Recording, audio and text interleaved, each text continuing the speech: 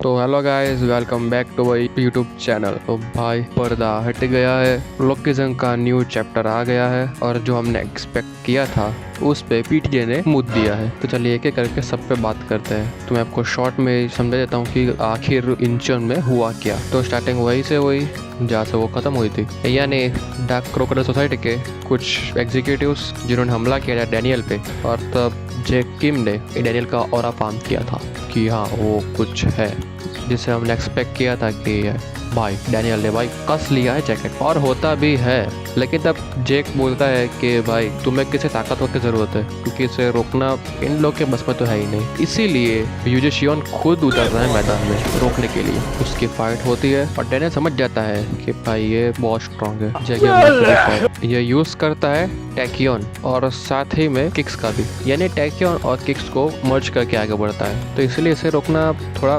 मुश्किल है। लेकिन इसके बाद स्पीड के 3 मेंबर्स भी उस पर अटैक कर देते हैं। Guess what? He is a predictor। वो सिर्फ उनके साथ खेल रहा था, लेकिन तभी अपना डैनियल भाई दिमाग लगाता है, स्विच बोर्ड तोड़ देता है और सबको बोलता है भागो। सब भागते हैं, लेकिन जेक यहाँ पे गड़बड़ कर देता है। जेक गेट के पास खड़ा होके, मतलब देख रहे हो भाई जेक की स्पीड कितनी है, वहाँ खड़ा होकर यावोला के बाजू में आके बोलता है तुम भाग रही हो? सच में मैंने तुम्हें माफ नहीं किया, तुमने मेरा बैग चुराया। और हम नेक्स्ट सीन में देखते हैं बेचारे किडनैप हो गए।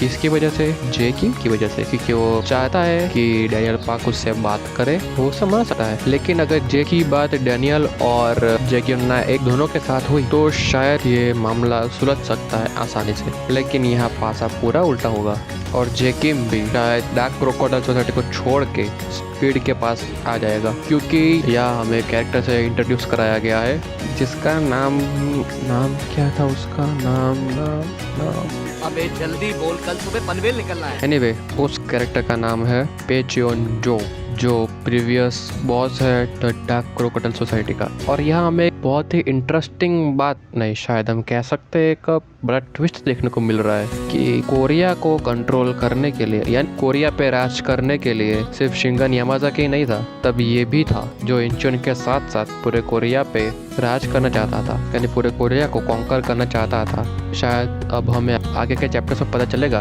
कि आखिर शिंगन यामाजाकी हारा तो हारा कैसे, जबकि उसकी मैन पावर और उसकी जो पावर लेवल थी वो एक अलग ही लेवल पे थी। उसके पास ब्लैक बोन थी, उसके फाइटिंग स्टाइल वो सब एक अलग ही लेवल पे था, फिर भी वो कैसे हारा? इसका पर्दाफाश होगा शायद अब आगे के चैप्टर्स में। आगे जाके शायद यहाँ पे एंट्री हो सकती है गन पार्क और गोकिम की, या शायद गन के तीसरे भाई की, जो हमें अभी तक दिखाया नहीं गया। जब हमें गन का पास्ट दिखाया गया था तब भी यही दिखाया गया कि उसके 2 भाई मारे गए, लेकिन उसके 3 भाई थे और उसका तीसरा भाई हमें दिखाया नहीं गया। तो शायद हमें अब भी दिखाया जाएगा कि क्या हुआ है, आखिर वो यहाँ एंट्री लेगा। पीटीजे पे विश्वास नहीं कर सकते हो क्या करने वाला है आगे, क्योंकि पीटीजे इस आपको पता ही है कि पीटीजे को हमारी उम्मीदों पे मूतने में कितना मजा आता है। लेकिन मेरी थियरी बोल रही है कि शायद यहाँ पे गो गेम की एंट्री हो सकती है। अब जिस तरह की सिचुएशन है उसके हिसाब से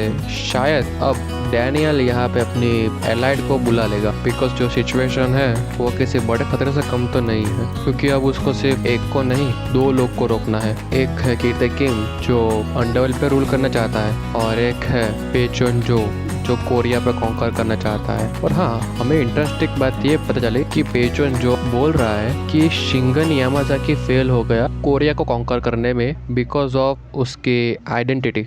यानी अब हमें पता चला कि जेगियोना क्यों इतने समय होने पर भी अकेले ही इंचियोन को यूनाइट नहीं कर सका, बिकॉज ऑफ पेचियोन जो। कि जेगियोना और यूरेशियोन भले ही एक लेवल पे होंगे लेकिन वो फिर भी पेचियोन जो को नहीं हरा सकता। तो शायद इसीलिए जेगियोना ने जेम्स ली के लिए काम करने का चुना होगा। जेगियोना के हिसाब से द लेजेंड शायद पेचियोन जो को हरा सकता है, क्योंकि उसने बहुत सारे किंग्स को हराया। तो देखते हैं आगे क्या होगा और क्या नहीं होगा, या फिर से वो पीटीजे मुड़ेगा हमारी उम्मीदों पे, या कुछ बड़ा होने वाला है, या शायद डैनियल पाक जा सकता है किटे किम के साथ बिकॉज ऑफ पेचियोन जो को रोकने के लिए। हो सकता है, क्योंकि इसके पहले के चैप्टर्स में भी हमने देखा है कि जब चार्ल्स चोई को पकड़ना था तब भी डैनियल ने ऐसा ही किया था। डैनियल जुड़ गया था वर्कर के साथ। फिर भी ये एक थियरी है और हमें पता नहीं कि आगे क्या हो सकता है। शायद इसीलिए तब भूषा नाक में एक बार कहा था जेम्स ली ने कि तुम्हें मेरी ज़रूरत है कि तुम कुछ भी कर लो। इस पे आपका क्या कहना है मुझे कमेंट बता देना और सब्सक्राइब करना मत भूलना। Stay tuned for weekly anime news.